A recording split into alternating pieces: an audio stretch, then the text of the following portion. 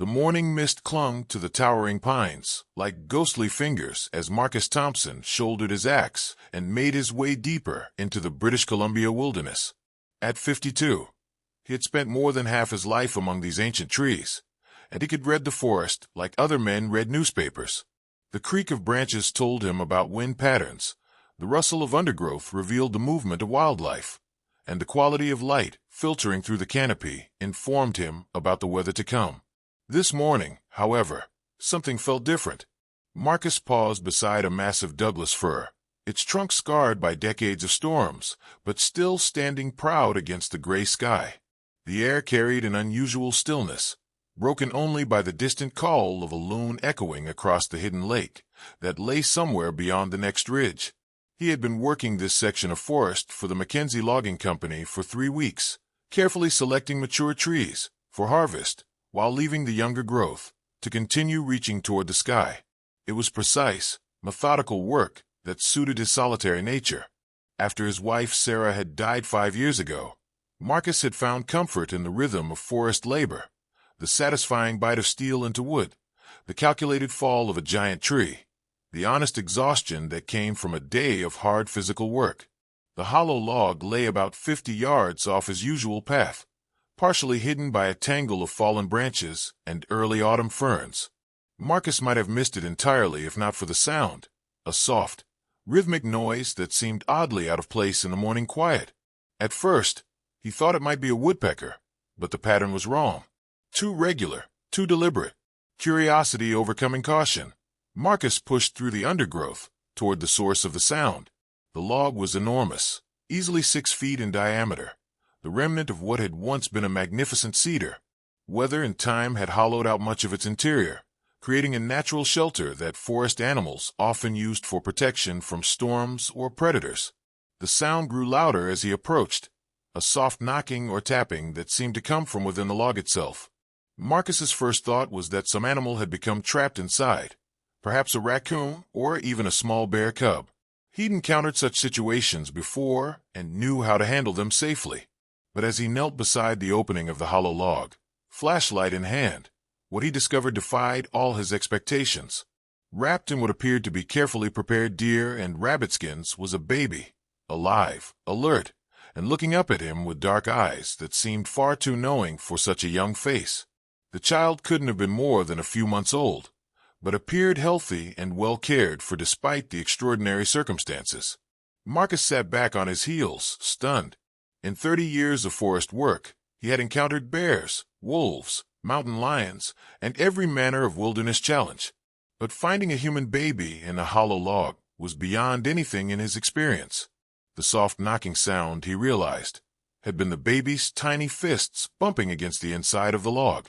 The animal skins that wrapped the child were not random coverings, but had been carefully sewn together with sinew, creating a warm, protective bundle that had kept the baby safe through what must have been a cold night in the forest. "Well, little one," Marcus murmured, his voice rusty from disuse. "What's your story?" As if responding to his voice, the baby made a soft cooing sound and reached one tiny hand toward Marcus's weathered face. The gesture was so trusting, so innocent, that something deep in Marcus's chest seemed to crack open, a place that had been sealed shut since Sarah's death. Carefully, gently, Marcus lifted the baby from the hollow log. The child was surprisingly warm, protected by the thick animal skins and what appeared to be dried grass and moss that had been arranged as bedding. Someone had taken great care to ensure the baby's comfort and safety. But who? And why here, in one of the most remote sections of the provincial forest, miles from the nearest road or settlement? Marcus looked around the immediate area, searching for any clue about how the baby had come to be in this place. The forest floor showed signs of recent passage, footprints in the soft earth near a small stream, broken twigs, and disturbed vegetation. Someone had definitely been here, and recently. The footprints told a story that made Marcus's heart heavy. They were small, clearly made by a woman, and the depth and spacing suggested someone moving with difficulty, perhaps weakened by hunger or illness. The trail led toward the hollow log from the direction of the old mining road, but it also continued past the log, disappearing into the deeper forest. As Marcus studied the scene more carefully, he found other evidence of the baby's mother. A small piece of cloth caught on a branch showed that she had been wearing what looked like traditional indigenous clothing. Near the stream, he discovered the remains of a small fire, carefully constructed and completely extinguished, suggesting someone with extensive wilderness knowledge. The baby began to fuss softly, and Marcus realized he faced an immediate practical problem. He was miles from the logging camp, and the child would need food, proper warmth, and medical attention. His experience as a lumberjack had taught him to solve problems methodically, but caring for an infant was entirely outside his expertise. "Okay, little one," he said softly, adjusting the animal's skin wrapping to ensure the baby stayed warm. "First things first, we need to get you somewhere safe." The hike back to the logging camp took twice as long as usual, with Marcus stopping frequently to check on the baby and to search for any sign of the child's mother. The forest seemed different now. No longer just a workplace, but a landscape filled with questions and mysteries. Every shadow might hide answers. Every distant sound might indicate the presence of someone watching, waiting, hoping. As the logging camp came into view through the trees, Marcus felt a mixture of relief and apprehension. He would have help in caring for the baby, but he would also have to explain how he had come to find a child in the wilderness. The logging crew was a good group of men, but they were unaccustomed to dealing with situations that didn't involve trees, equipment, and the straightforward challenges of forest work.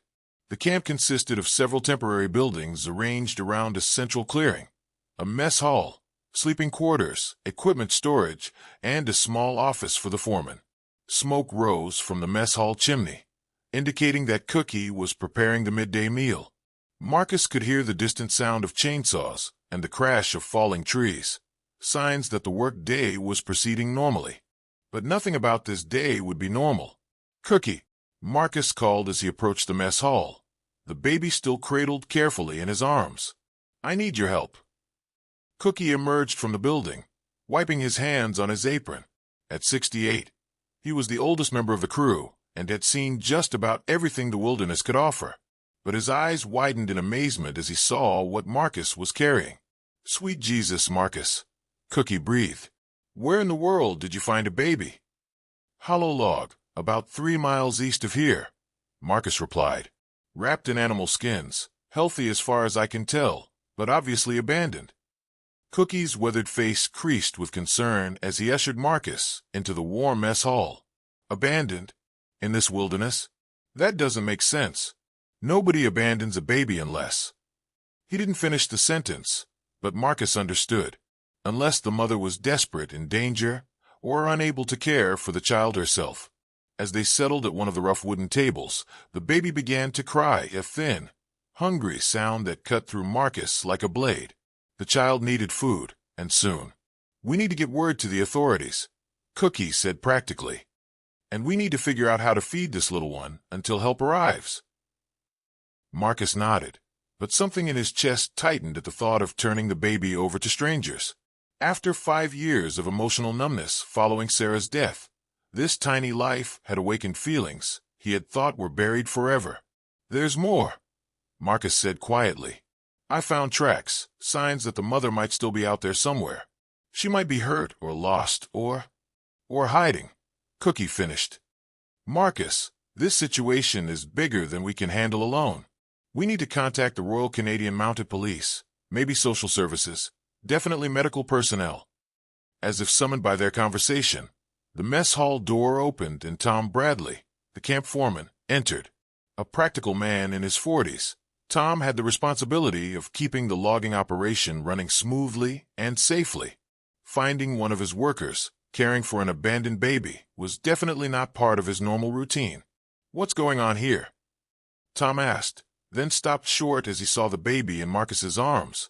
"Is that—" "Found him in a hollow log this morning," Marcus explained. "Someone left him there, wrapped up warm and safe.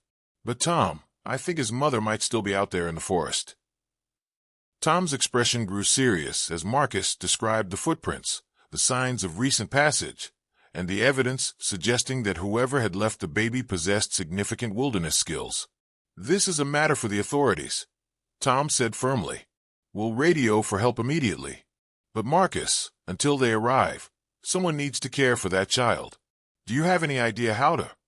I'll figure it out, Marcus said, surprising himself with the determination in his voice.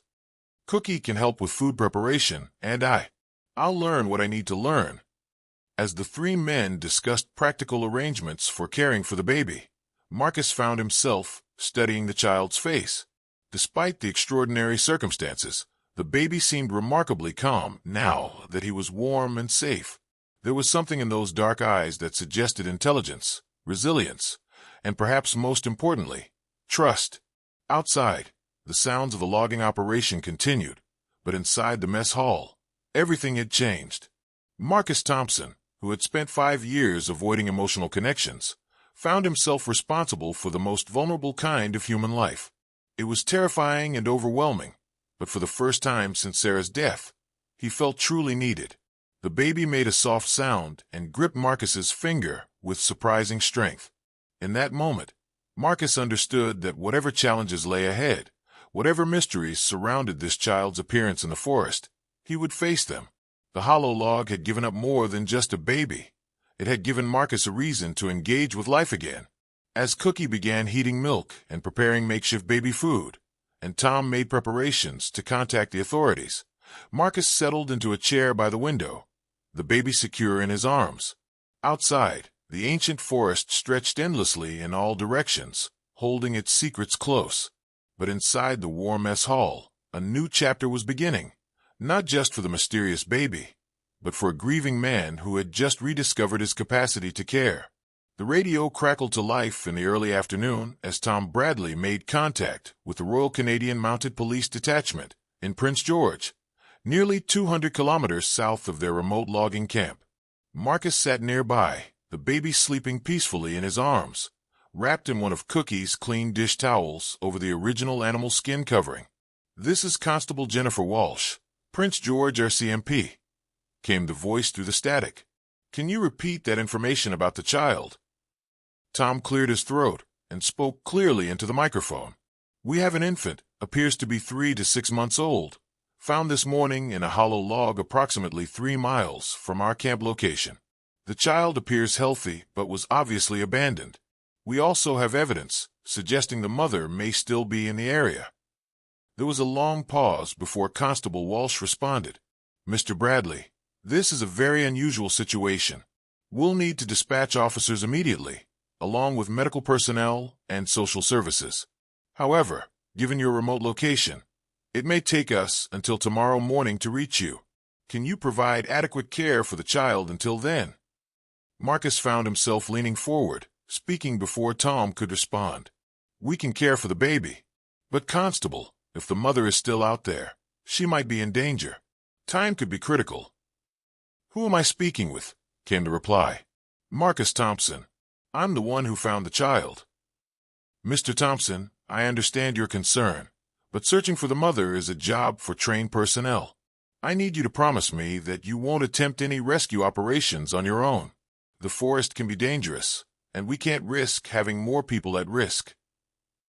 Marcus exchanged glances with Tom, who nodded firmly. "We'll wait for your arrival, Constable." But even as he made the promise, Marcus's mind was racing. Every hour that passed decreased the chances of finding the baby's mother alive if she was indeed injured or lost in the wilderness. His 30 years of forest experience told him that someone unfamiliar with the area could easily become disoriented, especially if they were weakened by hunger, illness, or emotional distress.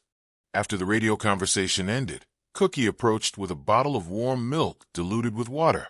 "Let's see if the little fellow is hungry," he said gently. Marcus had never fed a baby before, but some instinct seemed to guide him as he adjusted his position and offered the bottle. The baby latched on immediately, drinking with an eagerness that suggested he had been hungry for some time. "He's been well cared for," Cookie observed, watching the feeding process. "Look at his skin, his alertness.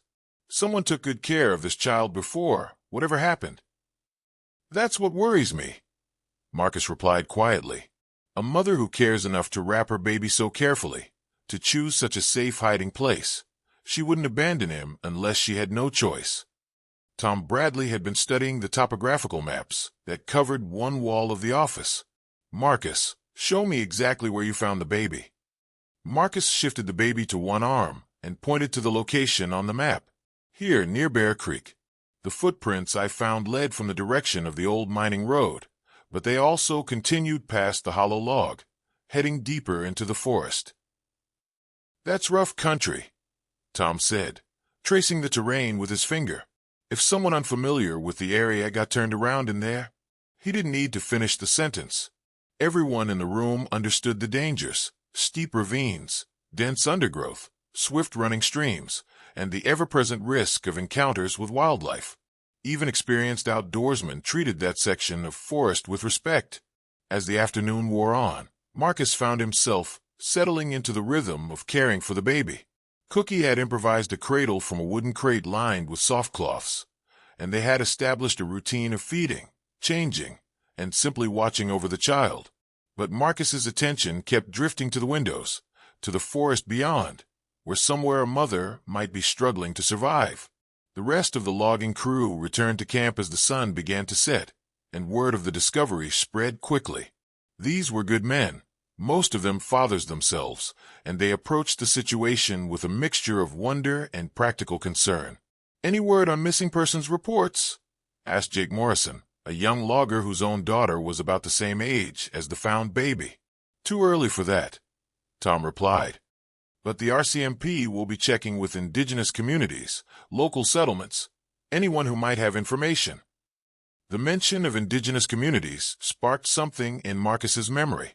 The animal skins that had wrapped the baby, the careful way they had been sewn together, the use of natural materials for bedding, all of it suggested traditional knowledge passed down through generations. "Tom," Marcus said suddenly, "what about the Carrier Nation? There are traditional territories throughout this area. Maybe someone from one of the communities would have knowledge about what happened." Tom considered this suggestion. "It's possible. The RCMP will certainly check with local band offices. But Marcus, we need to be careful about assumptions. We don't know the baby's background, and jumping to conclusions could complicate things." As darkness fell over the camp, Marcus found himself reluctant to put the baby down. The child had spent the day alternating between sleeping peacefully and gazing around with bright, curious eyes. There was something remarkably calm about the baby, as if he possessed an innate trust that everything would work out. Cookie had prepared a special dinner. His attempt at making the found baby feel welcome, he explained with uncharacteristic emotion. The entire crew ate quietly, each man lost in his own thoughts about the extraordinary situation. "You know," said Pete Williams, the crew's oldest member after Cookie, "I've been working these forests for 40 years, and I've never seen anything like this. Babies don't just appear in hollow logs. There's a story here, and it's probably not a simple one." Marcus nodded, gently rocking the baby as he spoke. "What keeps bothering me is the timing. Why now? Why this location? The hollow log wasn't accidental, it was chosen. Someone with wilderness knowledge picked that spot specifically." "Maybe someone who knew the logging schedule," Jake Morrison suggested. "Someone who knew we'd be working this area and would eventually find the baby." The idea sent a chill through the room. It suggested a level of planning and desperation that made the situation even more tragic. As the evening progressed, Marcus volunteered to take the first watch with the baby. The others offered to help, but something about caring for the child felt deeply personal to him. Perhaps it was because he had been the one to hear the soft knocking from within the hollow log, or perhaps it was because the baby's trusting gaze had awakened something in him that had been dormant since Sarah's death. The camp grew quiet as the men settled into their bunks, but Marcus remained awake, sitting by the window with the baby in his arms. Outside, the forest was alive with its nighttime sounds: the call of owls, the rustle of small creatures moving through the undergrowth, the distant howl of wolves echoing across the valleys. Somewhere out there, he thought, a mother might be listening to those same sounds, wondering if her child was safe, praying that someone had found him and would care for him. The thought was almost unbearable. Around midnight, the baby woke and fussed softly until Marcus offered another bottle. As the child fed, Marcus found himself speaking in quiet tones, sharing thoughts he hadn't voiced to anyone since Sarah's death. "I don't know who your mother is, little one," he whispered, But she must love you very much to have taken such care in keeping you safe. And I promise you this, we're going to find her. We're going to reunite you if it's humanly possible." The baby's dark eyes seemed to focus on Marcus's face, as if understanding every word. In that moment, Marcus felt a connection that transcended the unusual circumstances of their meeting. This child had been placed in his path for a reason, and he intended to honor that responsibility. As the night wore on, Marcus dozed fitfully in his chair, the baby sleeping peacefully against his chest. His dreams were filled with images of the forest, of hidden paths and secret places, of a woman moving through the wilderness with desperate purpose. When he woke before dawn, his mind was clear about one thing. Regardless of what the authorities said, he could not simply wait passively while someone might be dying in the forest. The baby stirred in his arms, making soft sounds that seemed almost like conversation. Marcus adjusted the warm coverings and looked out at the pre-dawn forest, where mist was beginning to rise from the valleys like the breath of sleeping giants. "Today," he whispered to the child, "today we're going to find some answers." As the first light of morning began to filter through the trees, Marcus Thompson made a decision that would change everything. The authorities might have procedures to follow and protocols to observe, but he had something they didn't: an intimate knowledge of this forest and a growing determination to reunite this baby with his mother, whatever the cost. The hollow log had given up its secret, but the forest still held many mysteries, and Marcus intended to uncover them all.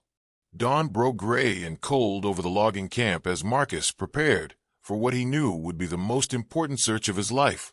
Despite his promise to Constable Walsh, he could not simply wait while someone might be dying in the wilderness.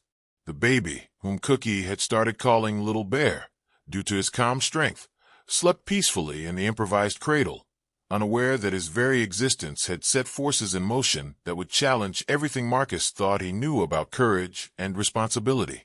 "You're making a mistake," Tom Bradley said quietly as he watched Marcus pack his emergency gear. "The RCMP will be here in a few hours. Let them handle the search." Marcus checked his compass, knife, and first aid supplies, then shouldered his pack. "Tom, I've been reading forest sign since I was 15 years old. Every hour we wait makes the trail colder. If that woman is injured or lost out there, we might already be too late. And if you get lost too, then we have 2 emergencies instead of 1. Marcus paused in his preparations, understanding his foreman's concern. "I'm not going to get lost. I know this forest better than I know my own backyard, and I'm not going alone." As if summoned by his words, Cookie appeared in the doorway, wearing his old hunting jacket and carrying a pack that clearly indicated his intentions. "Cookie, no," Tom said firmly. "You're 68 years old. This kind of search is too dangerous. And I've been tracking game in these woods since before you were born," Cookie replied with quiet dignity. "That baby's mother is someone's daughter, maybe someone's wife. If she's out there suffering while we sit here drinking coffee, then I can't live with myself." Marcus felt a surge of gratitude for the old cook's support. "We'll follow the trail I found yesterday, see where it leads. If we don't find anything within 4 hours, we'll turn back." Tom Bradley looked between the 2 men, recognizing the futility of arguing with such determination. "All right, but you take the emergency radio, and you check in every hour. And if the weather turns bad, you come back immediately, no matter what you found." As they prepared to leave, Jake Morrison appeared with his own pack. "I'm coming with you," he announced. "Jake, you have a family," Marcus protested. "This isn't your responsibility." "That baby could be my daughter," Jake replied simply. "Any parent would want someone looking for them if they were lost out there." Within minutes, 3 other crew members had volunteered for the search. Marcus realized that the discovery of the baby had affected everyone in the camp deeply. These were men who understood the harsh realities of wilderness survival, and the thought of someone suffering alone in the forest was intolerable to them. They set out as the sun climbed above the tree line, following the same path Marcus had taken the day before. But this time, he moved with different eyes, reading every sign, every disturbance in the forest floor, every broken twig and displaced stone. The trail became clearer as they moved away from the hollow log. The footprints were definitely those of a woman, and the pattern suggested someone moving with purpose, but also with difficulty. In some places, the impressions were deep, indicating stumbling or falls. In others, there were signs that she had rested, leaning against trees or sitting on fallen logs. She was carrying something heavy, Cookie observed, studying a particularly clear set of prints near a stream crossing. See how the heel impressions are deeper than normal? And the stride is shorter than it should be for someone this size. Marcus nodded, his respect for Cookie's tracking skills growing. Probably supplies for the baby. Food, extra clothing, maybe even shelter materials. They followed the trail for 2 hours, moving deeper into the most remote section of the provincial forest. The terrain grew increasingly difficult, with steep slopes, dense undergrowth, and numerous streams that had to be carefully crossed. If someone unfamiliar with the area had come this far, the chances of them finding their way back without help were slim. "Marcus," Jake called softly from ahead. "You need to see this." About 50 yards off the main trail, partially hidden beneath a rocky overhang, they found evidence of a temporary camp. The remains of a small fire, carefully constructed and thoroughly extinguished. Impressions in the soft earth where someone had slept. And most importantly, clear signs that this had been occupied recently, within the last day or two. Cookie knelt by the fire remains and carefully sifted through the cold ashes with a stick. She knew what she was doing, he said admiringly. This fire was built by someone with real wilderness experience. See how she used the rock overhang to reflect heat and hide the smoke? And look here, she even scattered the ashes properly when she left. Marcus examined the sleeping area and found something that made his heart race. Pressed into the soft earth was a clear impression, not of a human body, but of something smaller, something about the size of a baby. She had the child with her here, Marcus said quietly. This was where she spent the night before she left him in the hollow log. The realization hit all of them simultaneously.